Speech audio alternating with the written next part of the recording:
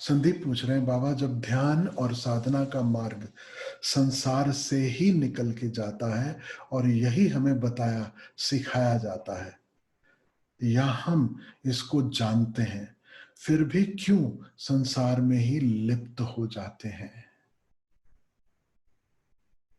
अभिनय भाव की कमी के कारण। यह अभिनय भाव ही साक्षी भाव है, ऐसा समझो। जब संसार में हो तो जानो कि यह खेल है, एक रोल प्ले हो रहा है।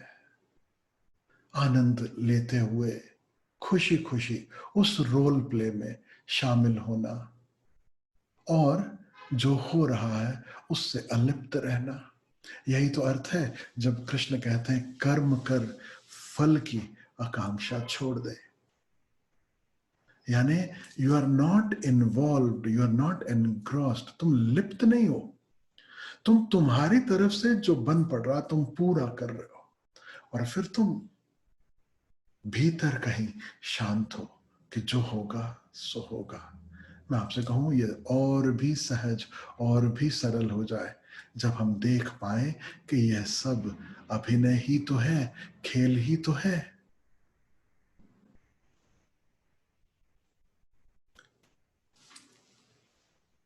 Since we were doing daily meditation morning and evening due to lockdown, things were quite easy to differentiate as a witness to the happenings.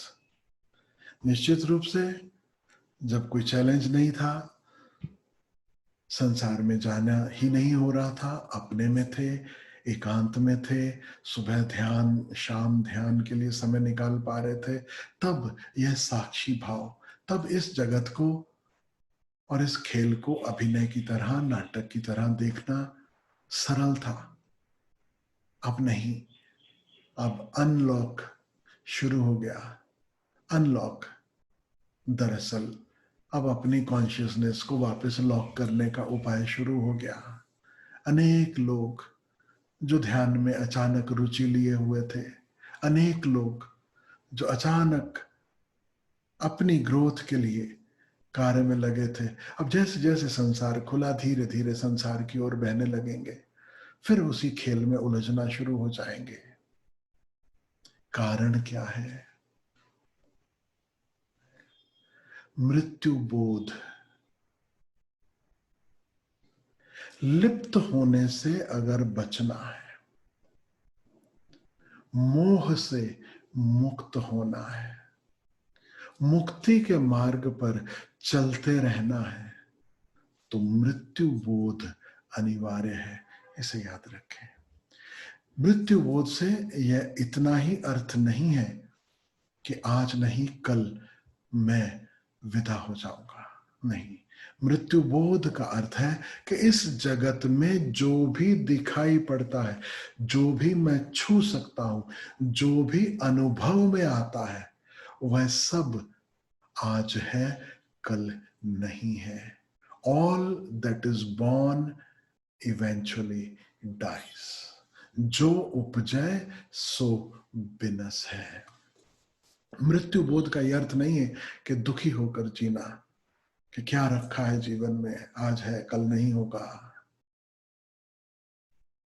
जीवन और ज्यादा आनंद से और ज्यादा क्रिएटिव होकर जीना है जब यह पता चल जाए कि आज है और कल नहीं होगा। एक उदाहरण मैं आपसे देता हूं, मुझे बहुत अच्छा लगता है जब कहीं कोई एग्जीबिशन होती है। एग्जीबिशंस देखते होंगे आप लोग, बहुतों ने देखी होंगी एग्जीबिशंस।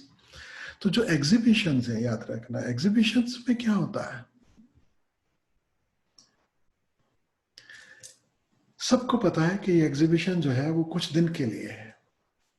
कोई एग्जीबिशन 3 दिन का होगा, कोई 5 दिन का होगा, कोई 10 दिन का होगा, है ना। एग्जीबिशन लगा है और अलग अलग जगह से लोग आते हैं, वहां पर अपना स्टॉल लगाते हैं। लेकिन क्योंकि वो एग्जीबिशन केवल 3 दिन के लिए है या 5 दिन के लिए है या 10 दिन के लिए है, क्या वो उस स्टॉल को लगाने में कोई कमी करते हैं? They make the best stall possible.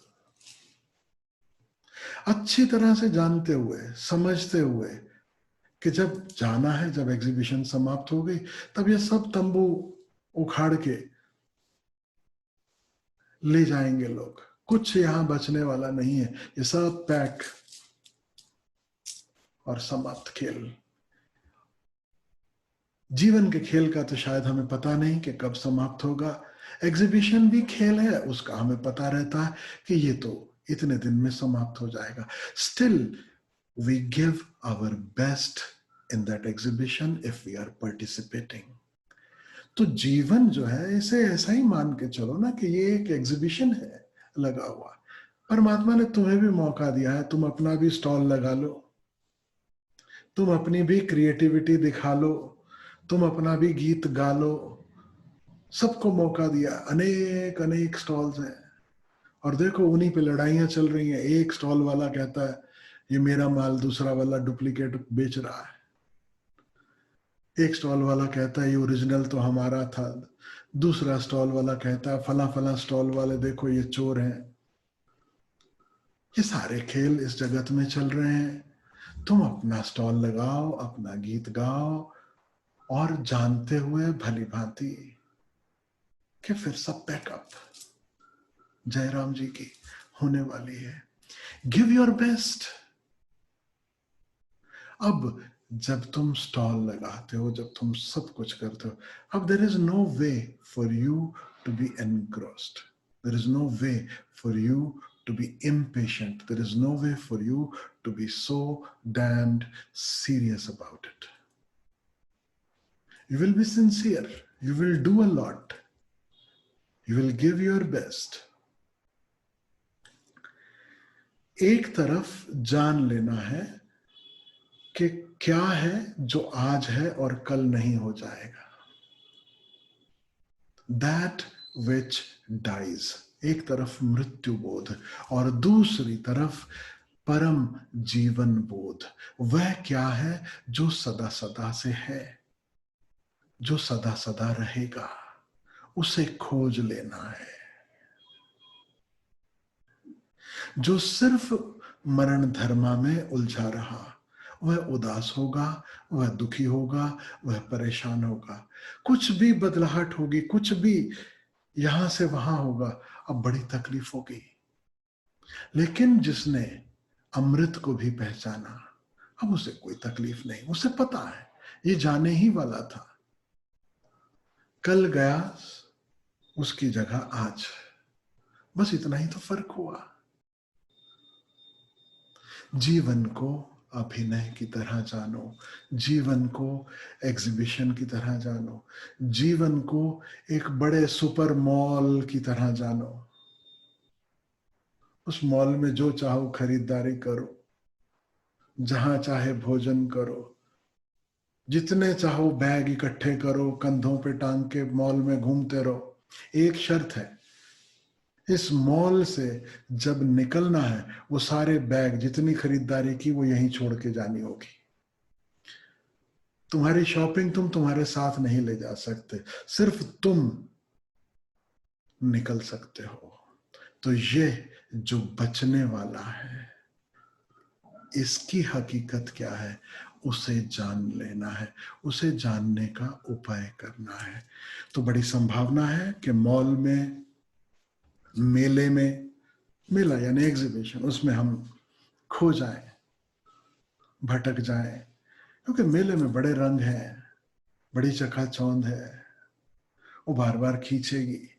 लेकिन किसी तरह याद आ जाए कि घर भी लौटना है, घर का रास्ता कहाँ है। ये सब जब समाप्त हो जाएगा, अंत में क्या बचता है, क्या बचने वाला है। और जीते जी जिसने उसे जान लिया, तभी मृत्यु में सहारा बनेगा। अन्यथा कबीर साहब को याद रख लेना, अंत काल पछताएगा जब प्राण रहेंगे छूट।